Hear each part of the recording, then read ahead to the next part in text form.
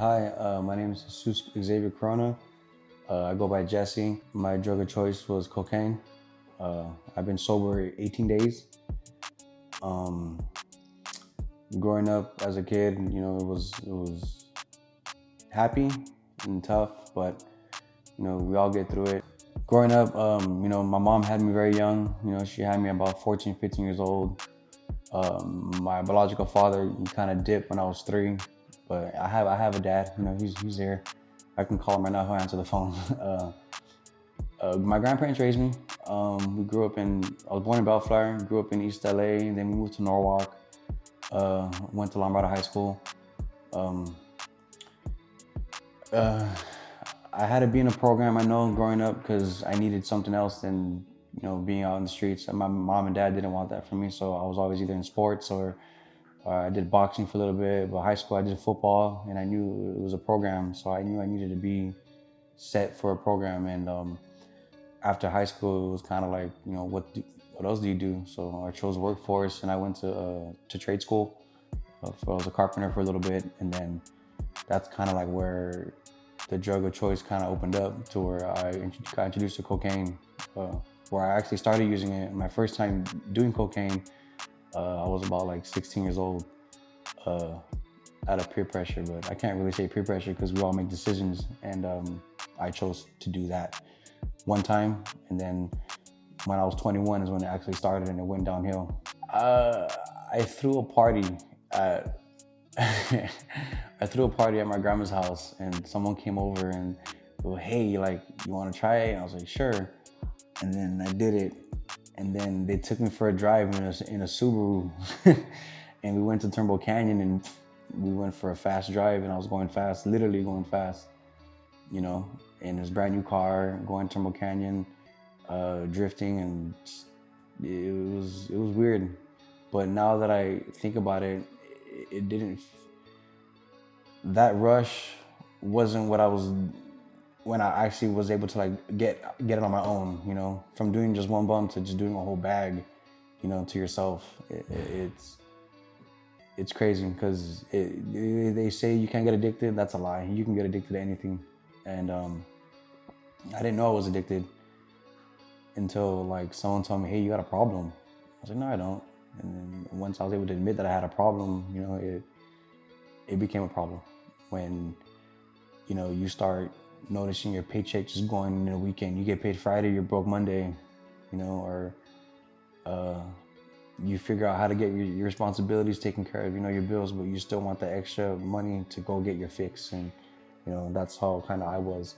I was always depressed I was always depressed as a kid, but like there was stages, where it was kind of weird. I did a lot of moving as a kid. I went to 5 elementary schools. uh, I kind of moved everywhere from LA, South LA, Compton to Long Beach, Norwalk.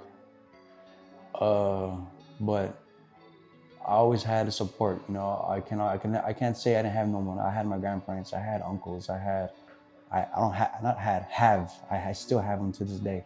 I have family, and it sucks to say that when you're high, you're numb. You don't feel anything. And now that I've only been sober so long, these feelings have come back, and it feels brand new.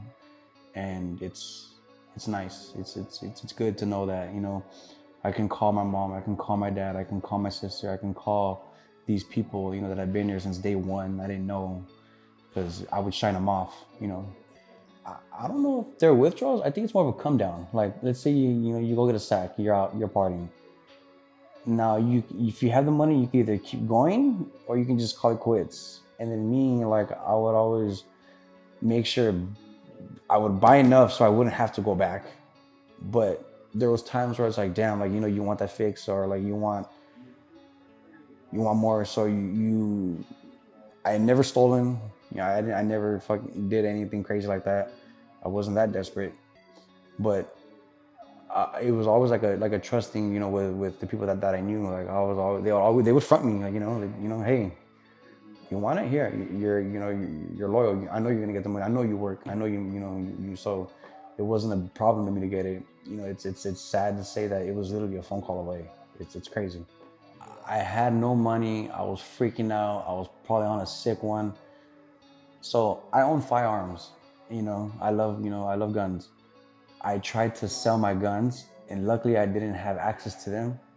And like I had a talk, with a very very wise man, my grandpa, and he's like, "What do you want it for? I know what you want it for, but why? Like, what? You really gonna go sell your things?" And so I didn't. Thank God I didn't. I still have, you work hard for your things, whatever you guys work for, whether if it's your car, whether if it's jewelry, or whether if it's, people buy Jordans and resell them, like those are things that you work for and they're precious to you. You get them for a reason. Like, you know, I think about it now. It's like, I really try to do that. I really thought about selling my guns, they're worth gold, like when at a time ammo was so high, you couldn't buy ammo. It was expensive. So, but it's childish. It's dumb. It's sad. I think about it now. It's really sad that I got that low. But that's pretty much what I try to do. 19 days ago, I overdosed. Uh, I got a sack. Or I didn't even get a sack. I tried something and it wasn't what it was. It was laced with fentanyl and meth. So adults, kids, people, you guys out there, you doing what you think you're doing, it's not what it is, man. It's not. It's crazy out there. People are dropping like flies. By the grace of God, or this person, yeah, I started going to church, and I want to find this person that everyone calls God, and I'm gonna find him, and I know I am. An angel saved me, gave me CPR. Apparently, I was blue in the face. I woke up in a hospital. I blacked out. I woke up in a hospital, and I was on strainers. Apparently, I tried to hit the paramedics. I'm not that person. I'm not one to try and hit you. I don't like. Um, I'm I'm a quick guy to get, to talk to. I'm usually going. So it was really weird to black out, wake up, and see me in strainers, and they're like, "Hey, you overdose, you OD," and I go, "Seriously?" And sure enough, like it hit. It's like okay, and then so like at that moment, I took a moment to think to myself, I didn't almost lose people in my life. They almost lost me. Instead of planning, I got a birthday coming up in June. It's still ways. They had to plan a funeral almost, and that's expensive. So anyone, you guys, be safe out there. It's scary. You never know what you're getting out there. You don't know what you're getting in that bag. It looks white. Fentanyl looks like coke, and it's not it.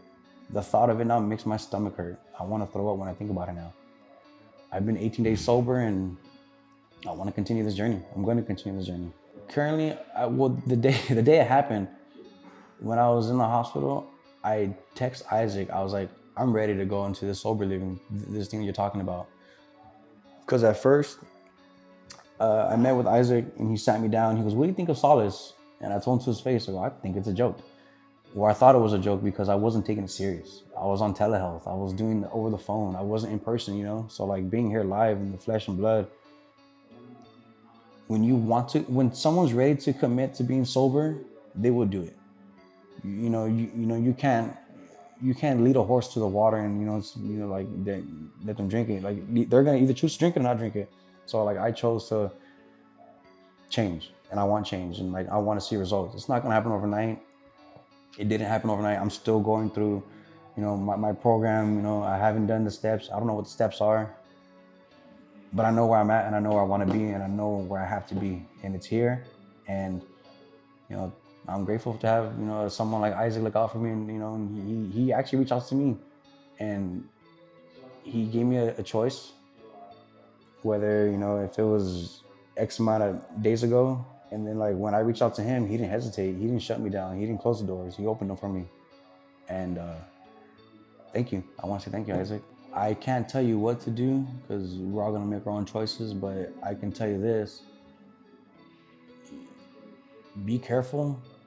Just if you have a thought, because there's times in my head where I don't want to do this no more, but you're still doing it.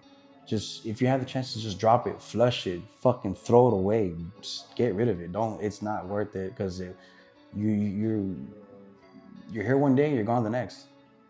Just if you're out there, be safe. I would just delete those numbers, and it's to a point to where we get it where you could delete them, But you know the number by heart. You know it by heart. You know that your person's number by heart. You can call them. Just say no. Just don't. It's not worth it, man.